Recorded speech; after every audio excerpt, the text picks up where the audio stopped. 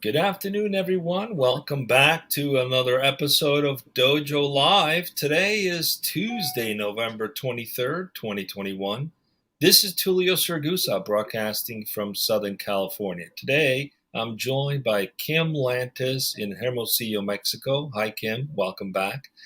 And Carlos Ponce Sure. in Cuernavaca, Mexico. Welcome to the show, guys. Good to be here, Sabertulio. All right, we have two shows this week. It's Thanksgiving week, so it's a bit of a shorter week. The first one is today. We have Obie Fernandez, who is the CEO and founder at recordshop.com. Welcome to the show, Obie. It's good to have you. Thank you, Tulio. So, today we're going to talk about music and creators, and specifically electronic music. Little secret, I listen to BPM pretty regularly on Sirius FM, so I do love electronic music. But before we go into the topic today, let's get to know our guest and see what we can learn. Obie, if you could be so kind, just give us an introduction, tell us a little bit about you, and then we'll dig into a record shop. Let's get to know you a little bit. Thank you again for being with us. Sure. Thank you guys. It's a pleasure to be on the show. Where do I start? I'm Cuban American. I noticed some of you guys are Latin, so it might be Yeah. interesting. I was born and raised in New Jersey, Cuban exile parents, and I'm a child of the '80s. I'm in my late 40s now. I've been a DJ almost ever since I could remember.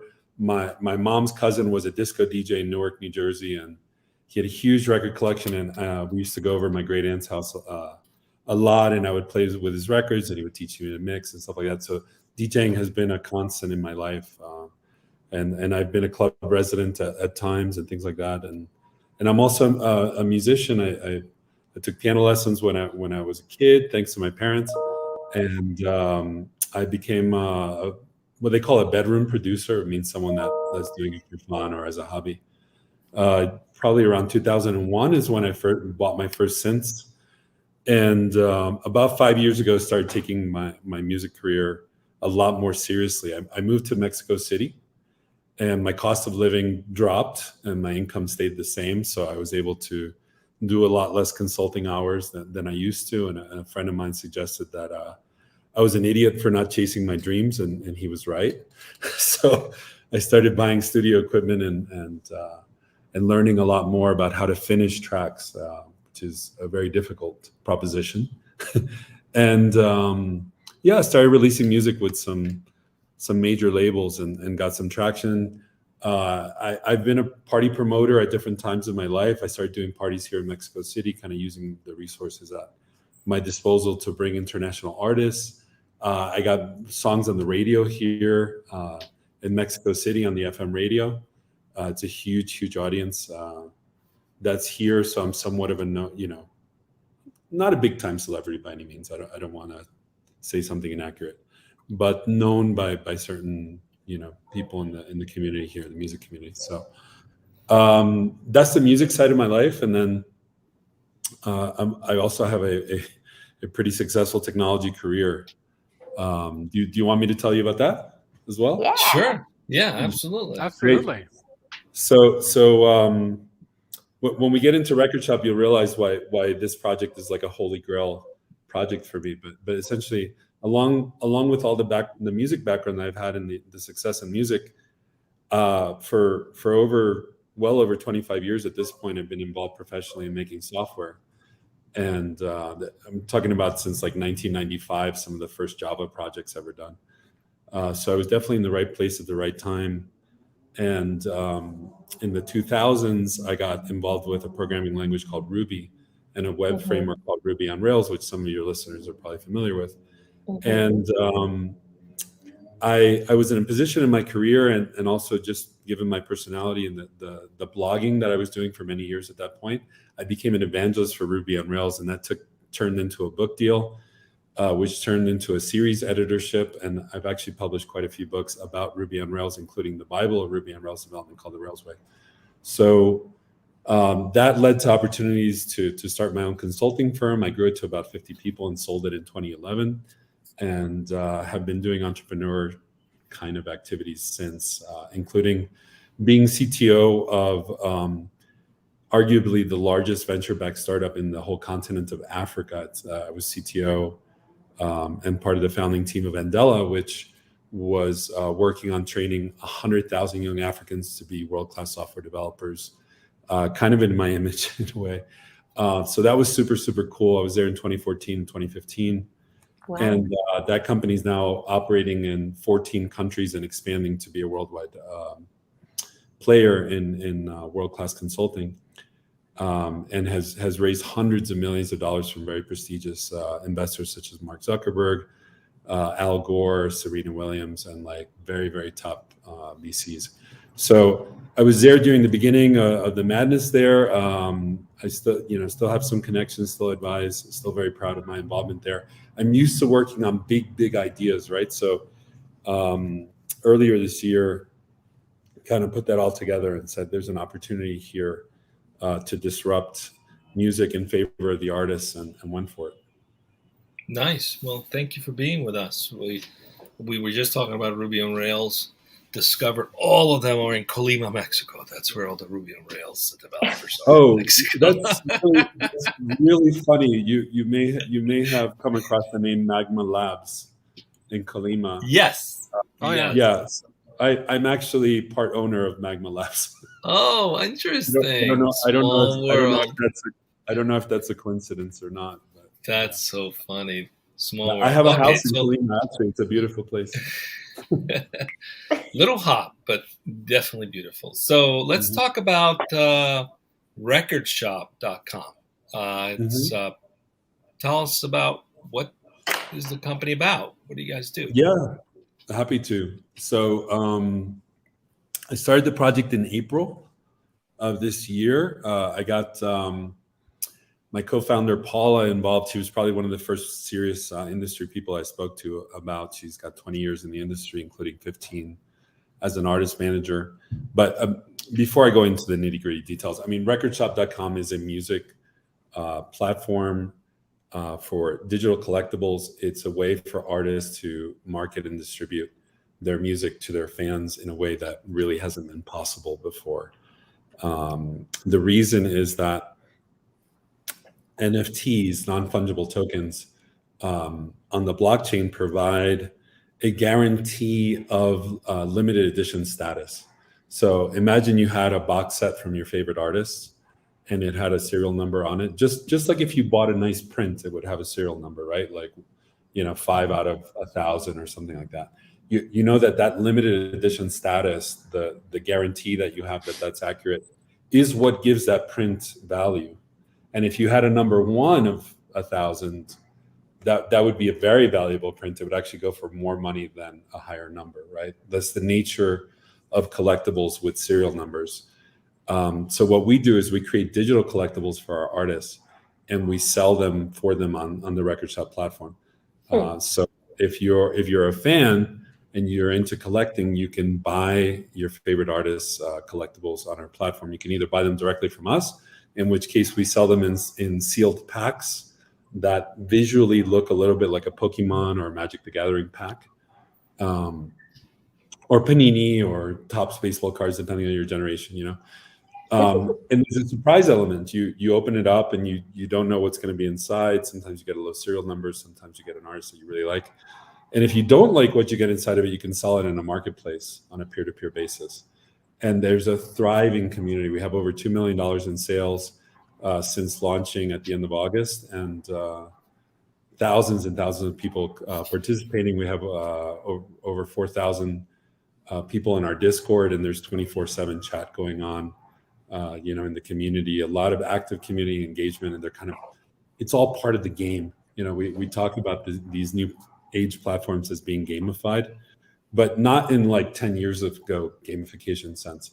Like, this is a whole new beast, where very cool. Everyone is interacting. Very cool. So Gary Vee, if you're watching, he's always giving away NFTs on Twitter. If you're watching, this is a place to go get some cool NFTs. So, all right, let's go right into the topic today and see what we can learn, see what we can unpack. Kim, please. Sure. Thank you, Tulio, Carlos, and Obie especially for joining us today. The topic of today's show, as chosen by you, is electronic music fans and creators rising together. More specifically, after years of decline, how can music be made valuable again? My question, I guess, as we get started off, is what decline are you specifically referring to as far as the value goes? And I know we've already touched on the NFTs, but how are we making music valuable again? I'm so glad you asked. The decline, the decline we're talking about is that about 21 years ago, a product hit the market, which the repercussions are still being felt. That product was called Napster, Yeah. and I it totally caused was using Napster in my college dorm room. a lot of us were, and it really changed the world, right? Um, the Since that time, the music industry has not recovered to the levels that they were at before, because the music industry used to sell merchandise that was quite expensive. In fact, they were criticized for making things like CDs so expensive, right? Mhm. But that merchandise value globally plummeted, over the course of the following decades, to get to where we are now. There was a little blip of a recovery when Apple iTunes popularized buying MP3s, right? It made it easier to buy the MP3 than to pirate it. And Mhm. for a little while that was okay, but then with the advent of YouTube and Spotify and the other so-called digital streaming platforms, um, these big companies have shifted consumer behavior away from wanting to pay for music, and they've turned it into a passive activity where the only revenue going to the creators is coming from ads in the case of Right. YouTube, or subscriptions, in the case of some of the other services. But those subscriptions are very, very low. So if you remember that a CD used to cost about $15, let's say for a new release, that's what a consumer is paying now, per month, Right. For um, unlimited music. for unlimited music, right? Yeah. And the other really screwed up thing is that due to the nature of the licensing deals that those platforms have with the industry, most of the music they collect goes to the top pop artists. So Justin Bieber, Ariana Grande, like those kinds of names, they're making almost all of the money that is generated across the world. So what many listeners don't realize is that even if, let's say, you only listen to banda, Mhm. all day in, day out, those banda artists are probably still getting one penny out of your $15, and the rest of the money is going to the world's biggest pop stars. So, Wow. for niche artists, for regional artists, for genre-based artists, and especially in electronic music, which is very fragmented across many different styles and things like that, it's very, very difficult to make a living just based on royalties. It is an absolute must to tour. And then Cool. this little thing called COVID hit, and no one was able to tour anymore. So a lot of those working artists got hit really, really hard. They weren't able to make a living. They had to switch careers or drive an Uber. They had to sell assets. I have friends that were selling studio equipment. And these are not little artists either. These are artists that have multi-decade spanning Mhm. careers, in some cases millions of fans. They didn't do anything wrong. That it wasn't that they made bad financial decisions. It's just that the business model for working musicians is broken, and is broken severely. And this is not something that only us are talking about. Like, this is an Right. industry-wide discussion. And Obi, About I got a question for you, Obi. Yeah. You just touched on finding new business models for creators and for musicians specifically, and artists. I have a kid, and my kid, he's into video games, and he plays one called Fortnite. And one of the Yep. things that I've noticed about Fortnite is that it's interesting how they at Fortnite host live events, and I've seen in these live events that they feature musicians and pop artists and what have you. So that's sort of, to me, the way I see it. At least it's a new venue for artists and for creators. That's just one, like Fortnite be one. Okay, so Are there any more out there that you can think of that could be like in the front burner for musicians, creators, taking the Fortnite example for that you can Record envision? shop, perhaps. Why not? Some of these platforms, like if you go look at what has succeeded on Fortnite, there's very big pop artists that are leveraging those platforms. Great, pop artists making more money, but that doesn't solve anything for the 99% of the musicians and creators and brands that are struggling. So that doesn't help banda at all. It doesn't help banda. Of course not. It doesn't help trance music, and it doesn't help the niches that people really care about. And I sometimes go as far to say that the current business model is leading to wholesale cultural destruction, which sounds like very, very severe. But if we look at what I mean by that, what I'm talking about is that if you're trying to be creative and have your artistic career focus on something that's not commercially viable in the current model, you're not going to be very long for that. The emotional bandwidth and energy that you have to put into your day job, which you have to have, otherwise you're going to starve, means that you don't get to actually, produce that music. So that's what I mean by wholesale cultural destruction. But what Fortnite has done is to provide evidence that consumers are willing to spend money on what seems like, to our generation, very silly things, right? Like your kid maybe has spent money on skins for his gun in Fortnite, which doesn't actually change the operation of the gun, right? And we're talking about billions of dollars spent on these digital goods, which are just, in a way, prestige items. They don't serve a functional utility even in their video game platforms. So that is part of the foundation of what we're doing at Record Shop, which is to say, okay, we have generations coming up that are used to spending money on digital goods. In some cases, they actually prefer the digital goods because they shun physical items. Physical items take up space. They have to be shipped. They collect dust. They can get lost. They can get broken. They can get stolen, right? I often talk about how when I used to promote parties in Atlanta, my friend Rich Silverstone came down.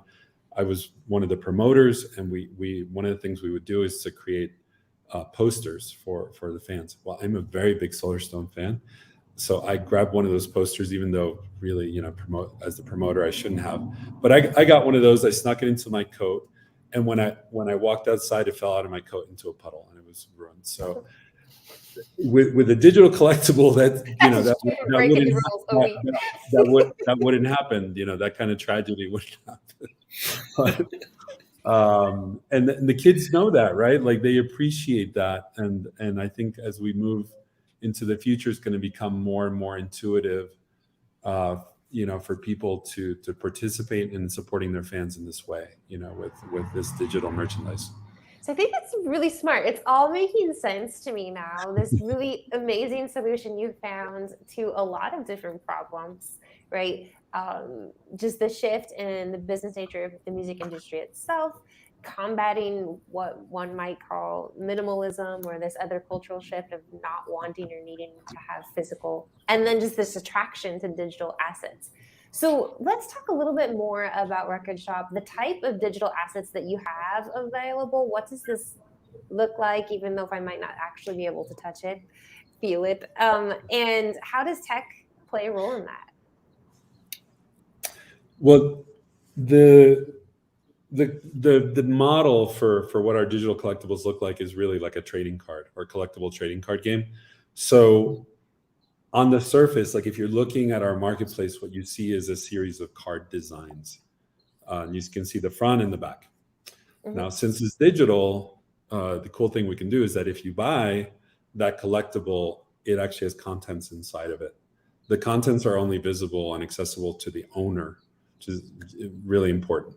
It's like seeing a CD in the store. It's sealed. You can look at the front. You can look at the back. can't get access to what's inside. It was the best. Do you remember the emotion of like opening the CD case and looking to see what the disc looked like?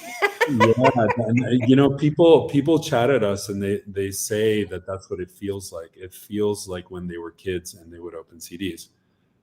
I remember every CD. Maybe you remember every CD you had at a certain age. I remember almost every CD I had when I was a teenager, right? One of the reasons is that it cost a serious amount of money. I don't come from money, so I had to, you know, work really hard to be able to afford to buy music.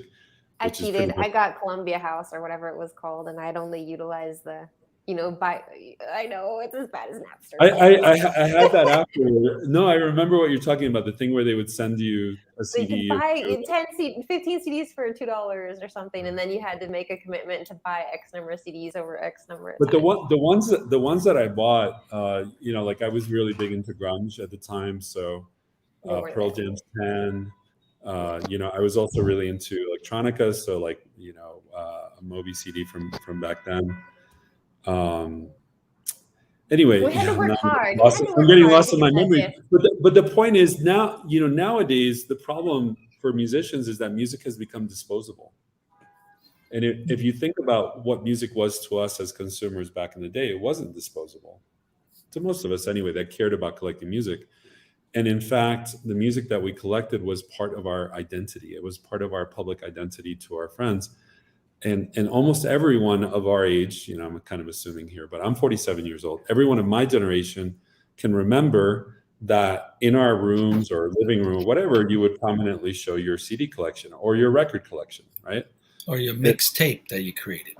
Well, you give mixtapes to your friends. It was part of how you identified. That's what you would give like your girlfriend, a mixtape. That was like, I love you. You made a mixtape for them. Because you had to wait for the music to come on the radio and play. I mean, it was like a lot of work to create a mixtape. It was an active, I'm so glad you said that, because it was an active experience, right? It wasn't a passive experience.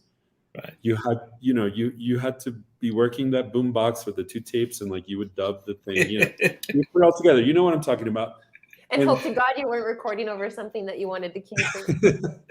but that, you know, the problem, maybe I'm just being nostalgic, but the fact that that's gone away is a problem, right? Because now that music has become a passive consumption, if you think about, if I say, Alexa, play dinner music, or Alexa, I want, you know, play music to go to sleep, or, you know, play party music or something like that, it is now a passive activity. I don't even know what it's going to play. I don't know who the artists are.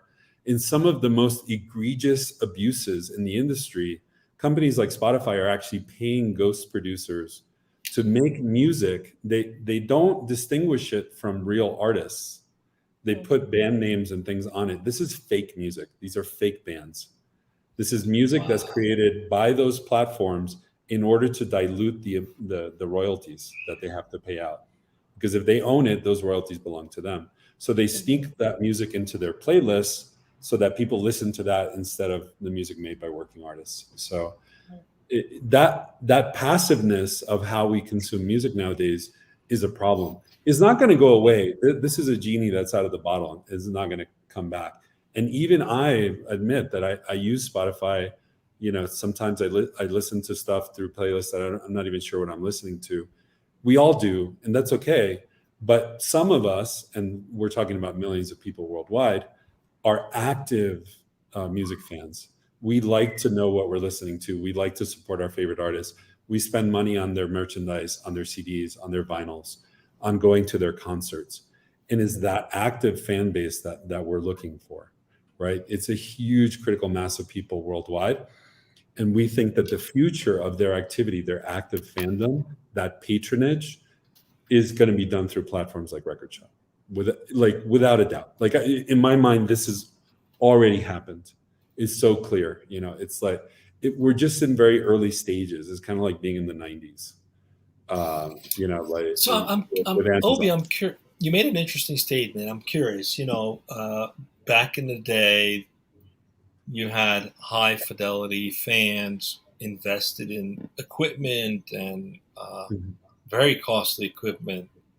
Nakamichi tape decks were thousands of dollars. You know, great vinyl players, thousands of dollars, amazing speakers, to have the most immersive experience you possibly could at the time.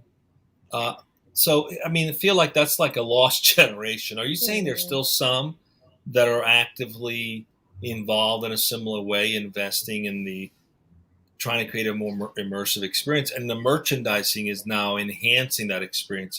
Is that what you're saying? There's still those, even the younger generation, that are going down that path. What's your thoughts? I think what we're doing is creating something that is reminiscent of that in a certain way, and yet thoroughly modern. Because the way that you engage and you create merchandise value for the musicians now, given that we're in the 21st century, doesn't have to do with a fancy, big speaker cabinet or listening room or something like that. It has to do with engaging online experiences. Giving them what they want, what they're used to, what they're already doing anyway. Yeah. And So the sense of uniqueness, right? Which I think today's generation is really Record Shop has engaging, fun features. There's different. It kind of defies a 30-second elevator pitch, which is good and also bad sometimes. But in a good way, like, if you look at Record Shop from a certain angle, it is clearly a music platform. It is a place you can go to get music and support your favorite music artists. If you look at it from a different angle, you're looking at the same thing, but from a different frame of reference.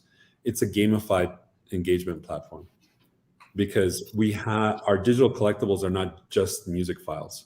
They are also pieces in different kinds of games that the people in the community play with each other, with the platform. So there's the collecting game, that's like finding all of the different pieces of a set and putting it together. And that indicates to the artist that made that set, hey, you have a fan here, someone that likes your stuff. So then that artist can have an interplay. They can talk to those fans. They can airdrop them special gifts. They can give them tickets to concerts. They can invite them out to dinner. They can give them a special club online, like a special secret chat room. These are like affinity programs, is the formal name for this sort of thing, on a micro and very targeted scale. They don't have to be micro per se, but they end up being like very, very specifically catered to a dynamic segment of fans. And in contrast to typical affinity programs, like right now, I'm a million miler on Delta, and I have, very good status. I have miles associated with my account. I can't take my frequent flyer, card or whatever, my representation of that membership, and sell it in a liquid market. But that's essentially what we have on Record Shop, right? You have these affinity programs, you have these tokens of fan engagement and patronage. And if you don't want it anymore, or if you need, if you want to sell it, you can, and someone will buy it for you. They'll either buy it from you because they're a fan and they want the benefits, or they'll buy it from you in a speculative capacity. Right. It sounds sort of like a virtual, like a gacha game, or like this. I don't know. I know there's probably some positive and negative connotations to that, but sort of tapping into this addictive nature of just the excitement, the what's it going to be, the surprise factor, and kind of living off of this high of what's coming next. Am I kind of on or off base?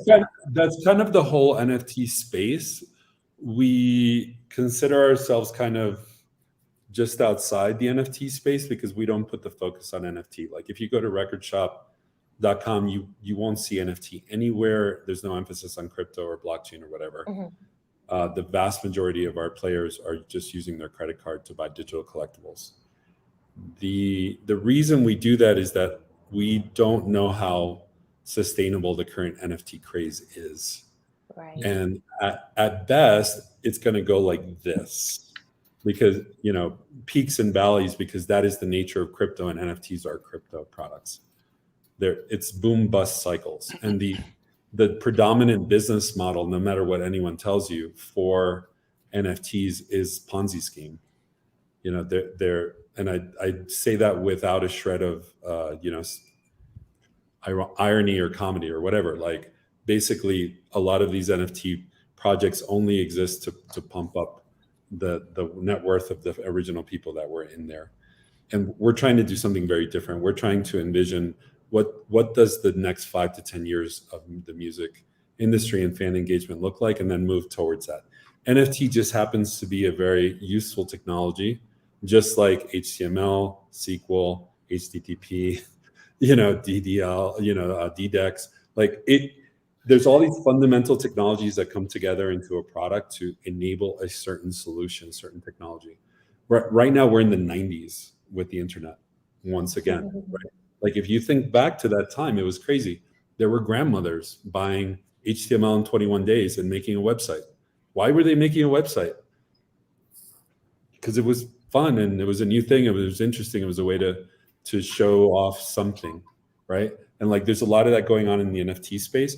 But the value, as far as we're concerned, the value is in what that technology enables, the solution that you get from that, right? Mm-hmm. Like nowadays, why doesn't anyone talk about HTML? Unless you're a front-end designer or engineer or whatever, but like unless it's your job to know what HTML is, you don't know what HTML is because it's utterly irrelevant, right? Like even though it's the foundation of every single web page that you look at in the world, every single one, it is that ubiquitous. No one knows what it is. No one cares about it. I think that that's a future that we're heading to with NFT. It's interesting now to early adopters. It's interesting because there's a bubble and a zeitgeist of people doing art as NFTs. What we're doing is not NFTs. What we're doing is a whole new product category of digital collectible. We call it the next format. It's like the thing that comes after the digital download. Obie, we're about to wrap up. Before we go, I'd like to ask you specifically about the culture that defines the company, Record Shop. We might have people out there who could be watching who might want to come work for you. What would you do? What would you tell them to make sure you reel in only the best of the best in talent? What's great about the company? Well, what's great about the company, I mean, there's multiple things. One, it's a rocket ship startup. I mean, we're hiring about a person a day. We're currently at about 85 people. I mean, we're growing incredibly fast. We're hiring across the board for almost every significant position. Two, we're well funded. We're very well funded. So they're in contrast to some typical startups, there's a degree of longevity and stability that, despite the fact that we're growing this fast. So that translates into a great opportunity. Like our worst case scenarios are still very good. Three, in terms of what we're looking for, we're over 80% of us are DJs, producers, trained musicians, people from the music industry. We love music. So what we look for, even for the HR director we're currently looking to hire, we want someone who's a fan, who's a musician, who comes from the music industry, so that we remain authentic to our primary goal, which is to serve the interest of working musicians. That's what we're all about, right? Like we think this new paradigm with fans engaging more closely with musicians has legs, and we don't want to lose the plot, right? It's going to be, we're moving into, like I said before, the next 5 to 10 years of the music industry. Our goal is to eventually be bigger than Spotify, bigger than all the digital streaming platforms put together, because the merchandise value of those digital streaming platforms is so poor. Everything repeats itself historically. We do think we can get back to a future where the audience does give value to quality. Right now it's totally a quantity over quality kind of situation. We think that we'll have a adverse reaction to that and a return to quality. And when that happens, we'll be very well positioned. So we're looking for people that share that vision. That's a huge plus. That love music, that love, we're moving beyond electronic music, not immediately, not next week, but the company, as we talked about before the show, is called Let the Music Pay. And we are moving beyond electronic music. The main reason we're working on electronic music right now is because we're all DJs. Those of us that started the company are working on it. This is where our people are. This is the people we know how to talk to. But as we grow and expand, we are expanding into other genres, into hip hop, into rock, Mhm. To areas so that eventually we can cover the whole spectrum of music fans. Well, Opie, it's Great. been really great to have you as our guest. We're over time. A lot to take in and to look forward to. We'll definitely have to stay in touch to see how this progresses along. Seems as though the future of music could be bright with a solution like record shops. So, congratulations, and I'm sure those watching in the industries have a lot to be thankful for, knowing that there's people like you looking out for their future.